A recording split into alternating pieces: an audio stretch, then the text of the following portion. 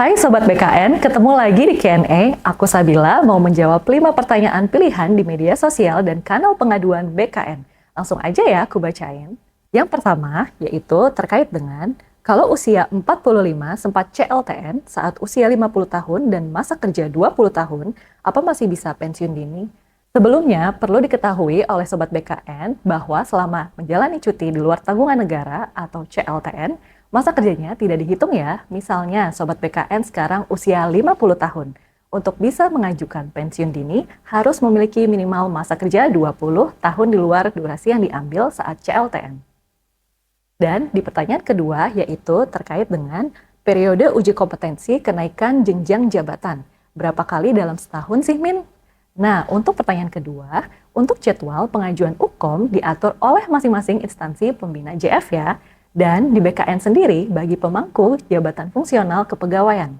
Usul UKOM kenaikan jenjang tersedia setiap bulan sepanjang tahun. Lanjut ya di pertanyaan ketiga, yaitu saya sekarang menduduki jabatan struktural kepala bidang dengan pangkat golongan pembina 4A. Apakah saya bisa mengajukan usulan naik pangkat?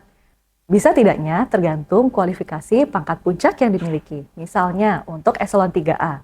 Pangkat puncaknya adalah 4B, sementara eselon 3B, pangkat puncaknya adalah 4A. Selengkapnya bisa dicek lagi ya, ketentuannya pada Keputusan Kepala BKN nomor 13 tahun 2002. Dan di pertanyaan keempat, yaitu terkait dengan bagi fungsional yang sudah lulus UPKP, apakah otomatis pindah golongan dan naik pangkat?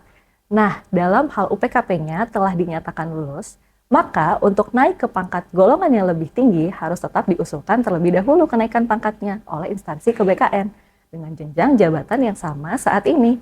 Dan sekarang kita masuk yuk ke pertanyaan terakhir, yaitu seharusnya minimal umur 50 tahun itu dihapus. Yang penting minimal masa kerja 20 tahun. Terasa nggak adil bila sudah jadi ASN waktu umur masih muda. Nah, untuk jawaban pertanyaan ini, kalau ini relatif ya, tapi yang pasti setiap profesi pekerjaan memiliki aturan dan ketentuannya masing-masing. Terlebih ini aparatur negara yang asal penggajiannya dari APBN dan APBD. Tentu harus mempertimbangkan betul postur pembiayaannya, terutama mengenai hak pensiunnya. Ngomong-ngomong soal hak pensiun, Sobat BKN jangan sampai keliru membedakan antara syarat ketentuan hak pensiun yang diterima antara pensiun dini dengan mencapai batas usia pensiun atau BUP. Lengkapnya cek konten terakhir, ini bedanya di media sosial BKN.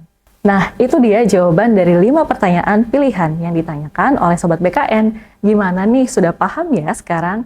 Jika Sobat BKN ada pertanyaan lainnya seputar layanan kepegawaian, jangan ragu untuk bertanya di kanal pengaduan maupun media sosial BKN ya. Aku Sabila, sampai jumpa di Q&A berikutnya.